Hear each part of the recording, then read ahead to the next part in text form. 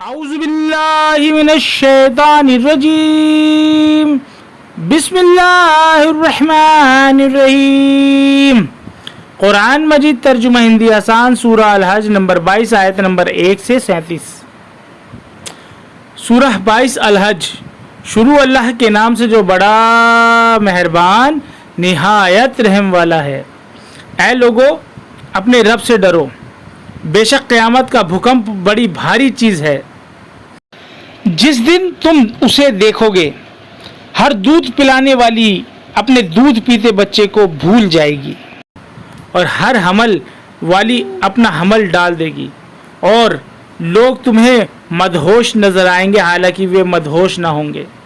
بلکہ اللہ کا عذاب بڑا ہی سخت ہے۔ اور لوگوں میں کوئی ایسا بھی ہے جو علم کے بغیر اللہ کے وشے میں جھگڑتا ہے اور ہر سرکش شیطان کی پیروی کرنے لگتا ہے۔ اس کے بارے میں یہ لکھ دیا گیا ہے کہ جو شخص اسے دوست بنائے گا وہ اسے بے راہ کر دے گا اور اسے عذاب جہنم کا راستہ دکھائے گا۔ اے لوگو اگر تم دوبارہ جی اٹھنے کے متعلق شک میں ہو تو ہم نے تمہیں مٹی سے پیدا کیا ہے، پھر نطفہ سے، پھر خون کے لوتھڑے سے، پھر گوشت کی بوٹی سے، شکل والی اور بغیر شکل والی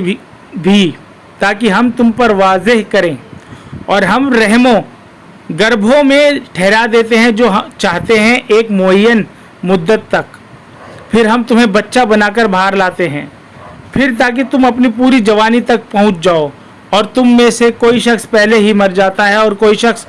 بدترین عمر تک پہنچا دیا جاتا ہے تاکہ وہ جان لینے کے بعد پھر کچھ نہ جانے۔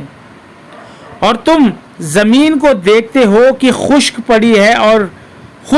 ہے، پھر جب ہم اس پر پانی برساتے ہیں تو وہ تازہ ہو گئی اور ابھر آئی، اور وہ طرح طرح کی خوشنما چیزیں اگاتی ہے۔ یہ اس لیے کہ اللہ ہی حق ہے اور وہ بے جانوں میں جان ڈالتا ہے، اور وہ ہر چیز پر قادر ہے۔ اور یہ ہے کہ قیامت آنے والی ہے، اس میں کوئی شک نہیں، اور اللہ ضرور ان لوگوں کو اٹھائے گا جو قبروں میں ہیں۔ اور لوگوں میں کوئی شخص ہے جو اللہ کی باتوں میں جھگڑتا ہے، علم اور ہدایت اور روشن کتاب کے بغیر تکبر گھمنڈ کرتے ہوئے، تاکہ وہ اللہ کی راہ سے بے گناہ کر دے۔ اس کے لیے دنیا میں رسوائی ہے، اور قیامت کے دن ہم اسے جلتی آگ کا عذاب چکھائیں گے۔ یہ ہے تمہارے ہاتھ کے کیے ہوئے کاموں کا بدلہ ہے، اور اللہ اپنے بندوں پر ظلم کرنے والا نہیں۔ اور لوگوں میں کوئی ہے جو کنارے پر رہ کر اللہ کی عبادت کرتا ہے، پس اگر اسے کوئی فائدہ پہنچا تو وہ اس عبادت پر قائم ہو گیا، اور اگر کوئی آزمائش پیش آئی تو الٹا پھر گیا۔ اس نے دنیا بھی کھو دی اور آخرت بھی، یہی کھلا ہوا خسارہ ہے۔ وہ خدا کے سوا ایسی چیزوں کو پکارتا ہے جو نہ اسے نقصان پہنچا سکتی ہیں اور نہ اسے نفع پہنچا سکتی ہیں۔ یہ انتہا درجے کی گمراہی ہے۔ وہ ایسی چیز کو پکارتا ہے جس کا نقصان اس کے نفع کے قریب تر ہے۔ کیسا برا کارساز ہے جو کیسا برا رفیق ساتھی۔ بے شک اللہ ان لوگوں کو جو ایمان لائے اور نیک عمل کیے ایسی جنتوں میں داخل کرے گا جن کے نیچے نہریں بہتی ہوں گی۔ اللہ کرتا ہے جو وہ چاہتا ہے۔ جو شخص یہ گمان رکھتا ہو کہ خدا دنیا اور آخرت میں اس کی مدد نہیں کرے گا تو اسے چاہیے کہ ایک رسی آسمان تک تانے، پھر اسے کاٹ ڈالے اور دیکھے کہ کیا اس کی تدبیر اس کے غصے کو دور کرنے والی بنتی ہے۔ اور اس طرح ہم نے قرآن کو کھلی کھلی دلیلوں کے ساتھ اتارا ہے، اور بے شک اللہ جسے چاہتا ہے ہدایت دے دیتا ہے۔ اس میں کوئی شک نہیں کہ جو لوگ ایمان لائے اور جنہوں نے یہودیت اختیار کی، اور سابی اور نصارہ اور مجوس، اور جنہوں نے شرک خدا کا ساجدار بنایا کیا، اللہ ان سب کے درمیان قیامت کے روز فیصلہ فرمائے گا۔ بے شک اللہ ہر چیز سے واقف ہے۔ کیا تم نہیں دیکھتے کہ اللہ ہی کے آگے سجدہ کرتے ہیں جو آسمان میں ہیں اور جو زمین میں ہے، اور سورج اور چاند اور ستارے اور پہاڑ اور درخت اور چوپائے اور بہت سے انسان۔ اور بہت سے ایسے ہیں جن پر عذاب ثابت ہو چکا ہے اور جسے خدا ذلیل کر دے تو اسے کوئی عزت دینے والا نہیں، بے شک اللہ کرتا ہے جو وہ چاہتا ہے۔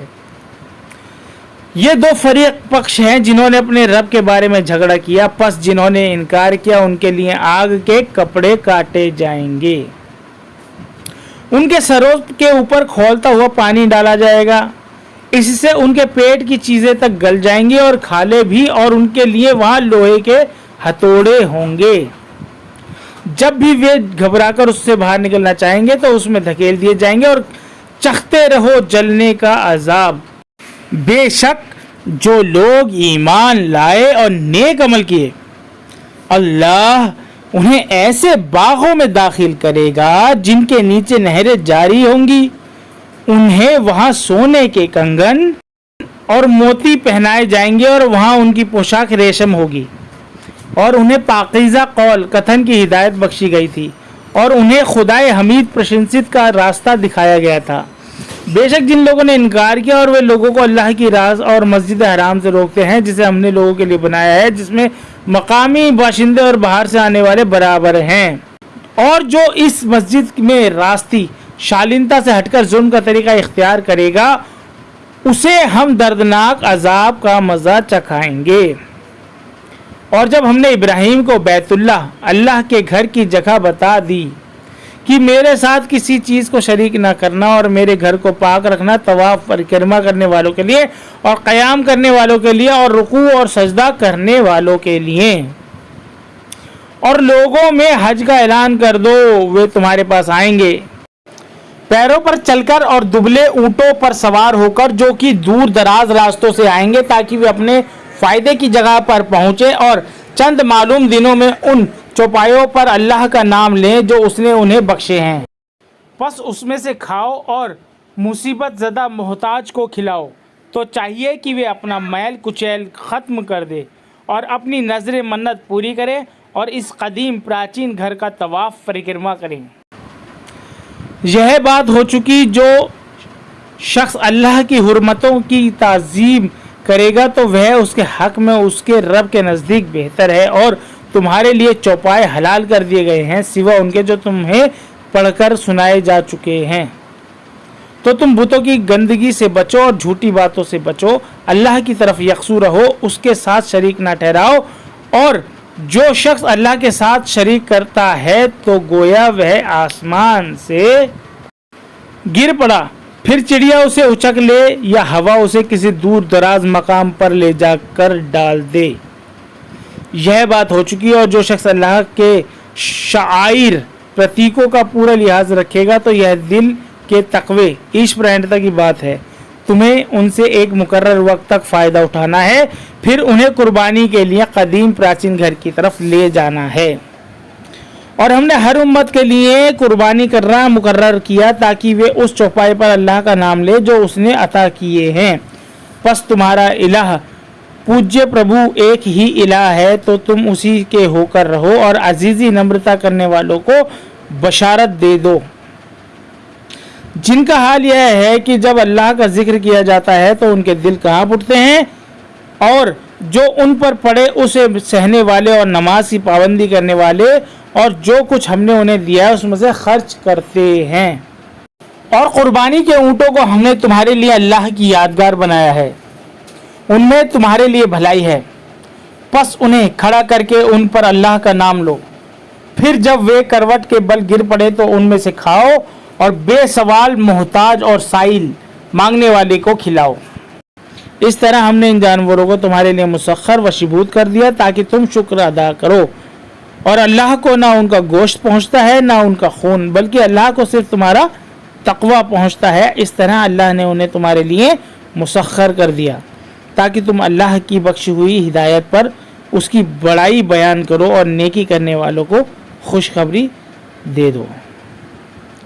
صدق اللہ العظیم۔